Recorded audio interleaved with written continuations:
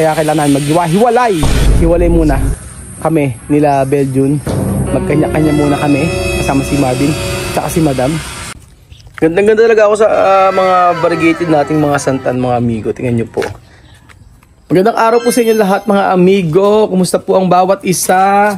Siyempre po, ito po si Kuya Raul at tinitingnan-tingnan po ang ating mga babies. Ang mga nagagandahan nating bonsai. Yan po, mga amigo.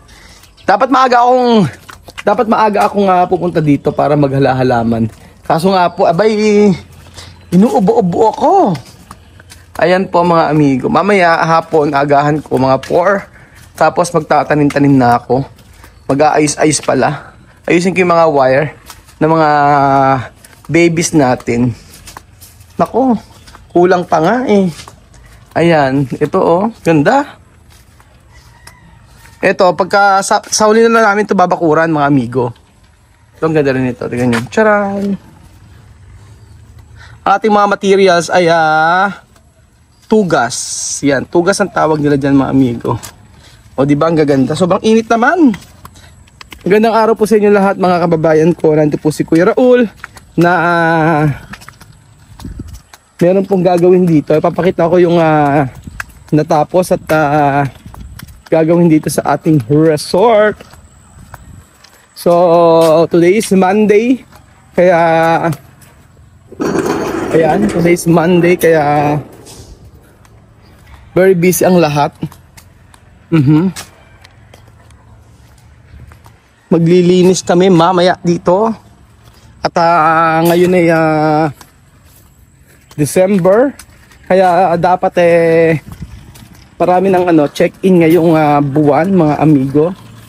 So ano kaya ang nangyari na dito? Ayan. Magpapagawa pala ako ng koi pan. Oo. Swimming pool ng mga koi. So pinahakot ko. Meron pa bang mga doon? May mga bakal pa? Sa kabila? Pag wala na. Kinuha niya na. Oo. Kailangan magpa-deliver pala ng kailangan ng kailangan ng hollow blocks. Ayan. Ano? Apupuin nyo. Nagsasabi ko sa inyo. Si Ninong malis? Kalis lang ba? Oo. So, yan, pinipinturahan na. Okay, para sa bubong.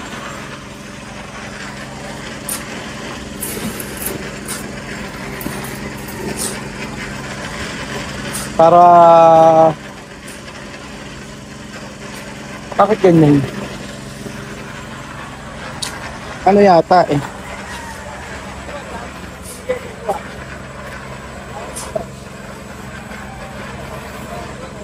Tapos lalagyan pa ng yun, di ba? Ilalagay pa parang dilaw. O yan na yun. Ito na yun? Wala na ilalagay? Dalawang patong. Dalawang patong. Ba't ganyan ang kulay?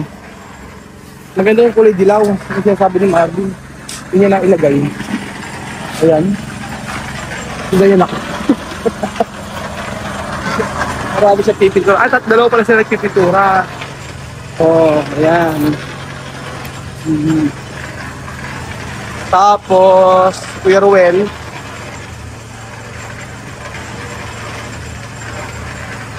At saka yung gumagawa ng dito. Gumagawa ng hagdan. Ganon. Ano ba dalawa? Well, isa lang kulay yan? Di ba? Kala ko ba kulay dilaw? Yan ang galagay. Yan ang kulay. Yan na yun. Sige. Sabi ni Marvin kulay dilaw daw eh. Tapos ito na po mga amigo ang hagdanan.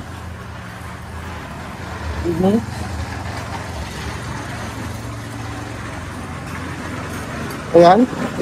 Wow! Ganoon lang pala. Taas nga siya. 1, 2, 3, 4, 5. 5 step.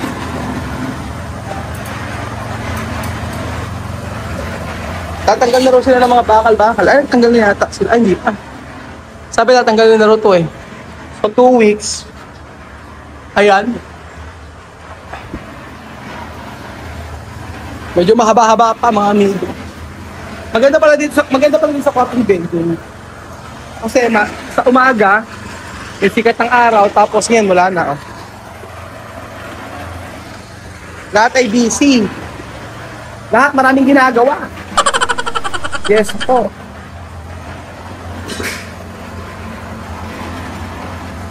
Medyo matagal-tagal pa. Mahaba-haba pa yan. Sa taas, tingnan natin mamaya ano makikita. Kasi na sila sa taas eh. Ngayong linggo makukumpleto na nila yung araw na nahulog kuya. Nahulog. Ngayong araw makukumpleto na nila yung ano. Yung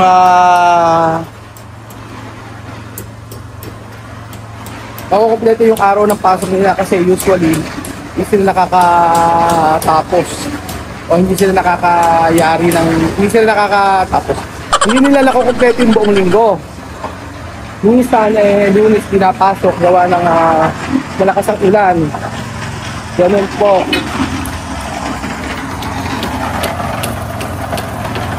So diretso ang paggawa kanya-kanya. Ayan po.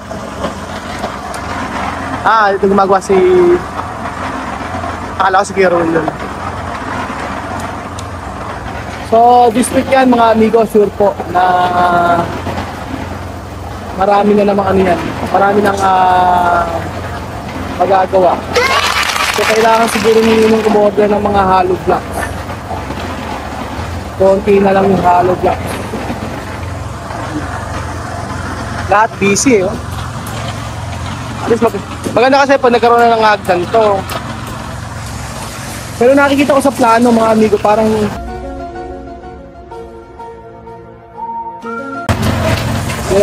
dapat pala dapat sinunod yung plano. Kaya meron kasi ilagay ngayon ng salamin lahat yung paikot. Pero sa plano sarado to. Sarado nito, ang salamin lang ito. Sa baba. Mali! Dapat kaya binago. Kasi dito sa hagdanan, may salamin na yun. Dapat yan lang ang salamin. Ngayon sa taas, magkakasalamin ulit. Bago ko kaya, Kenny. Pakailan meron kasi. Pwede naman yan baguhin. Yung hallway dito, may hallway pa rin siya dito. Okay. Elamero kasi ito. Kasi sa plano, sarado to. Itaas. Ito, sarado din. Yan lang kami salamin. Railings. Ito, may railings din dito. Ayan. At check ni Riley ang gagawin ngayon. Ayan. Si Riley ang runner. Di mainit lang talaga.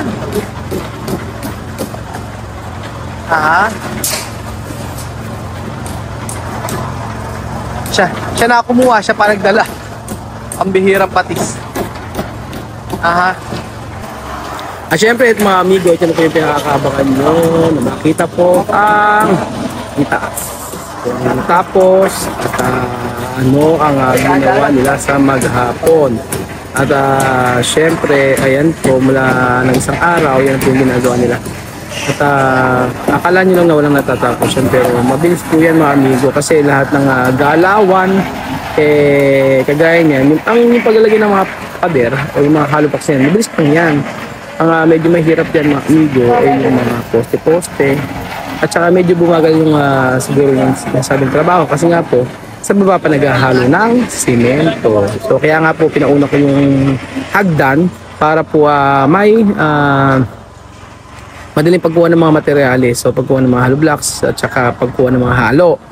Kaya sabi ko, unahin na nila yon para at least merong dadaanan, hindi yung binubuhat pa nila ang mga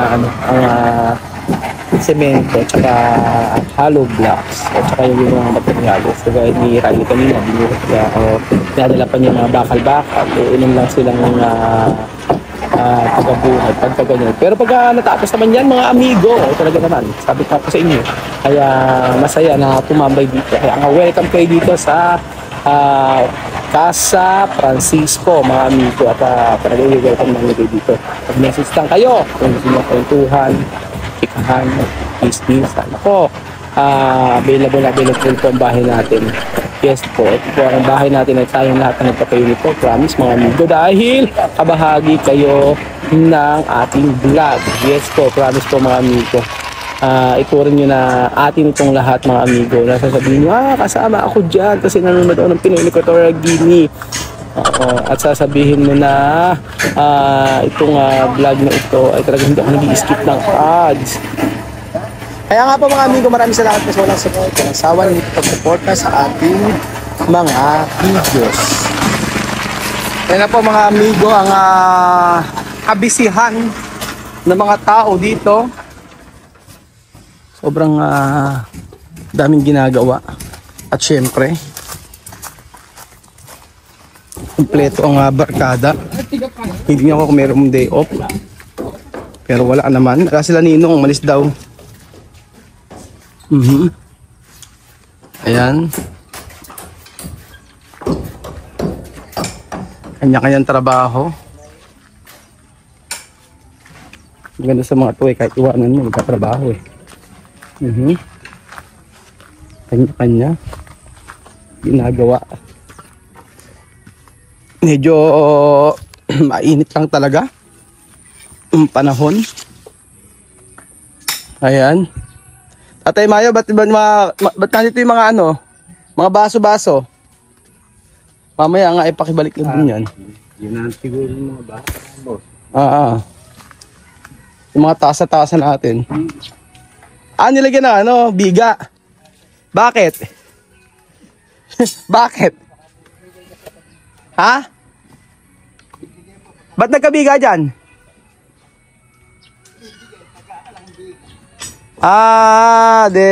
Sa baba may biga ba?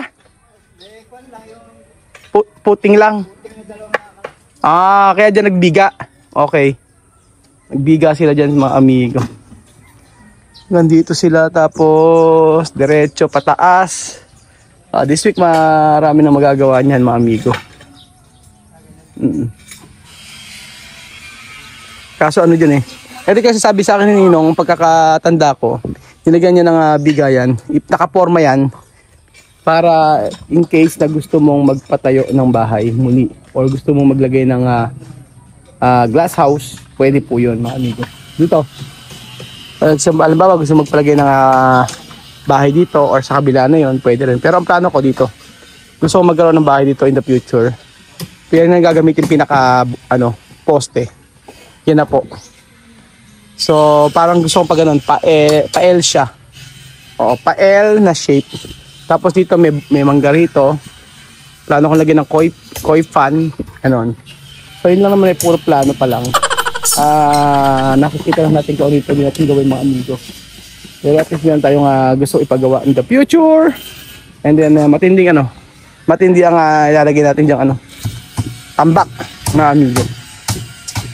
So ayan ang araw na ito, very busy ang lahat. Wala sila Kuya Belgio, nasa Metro Manila.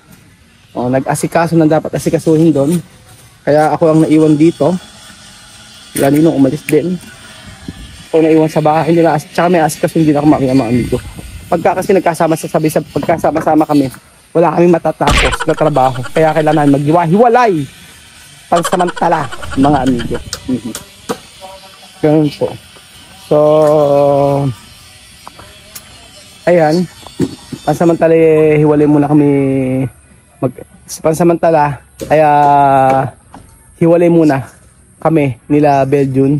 Magkanya-kanya muna kami kasama si Marvin tsaka si Madam para at least merong magawa ang bawat isa. Kasi pagka magkakasama kaming ganyan, wala akong matatapos. Ang dami kong pwedeng gawin. Sila Marvin naman meron ding dapat ayusin kasi di ba mag-open tayo ng ibang project. So, hindi ibig sabihin ng paghihiwalay forever. Hindi ibig sabihin ng paghihiwalay ngayon maghiwalay na talaga at uwi na si Kuya sa sa Bicol, pero hindi po. So may mga sarili-sarili po kasing trabaho ang bawat isa. So ayun po mga amigo, ito po ang update ngayon sa ating pinapagawang dream house. So sabi nga ay hindi lahat ng paghihiwalay ay masakit. Ang paghihiwalay ay ngayong araw lamang. Mamayang gabi magsasama-sama na naman kami. Thank you so much po mga amigo at God bless po.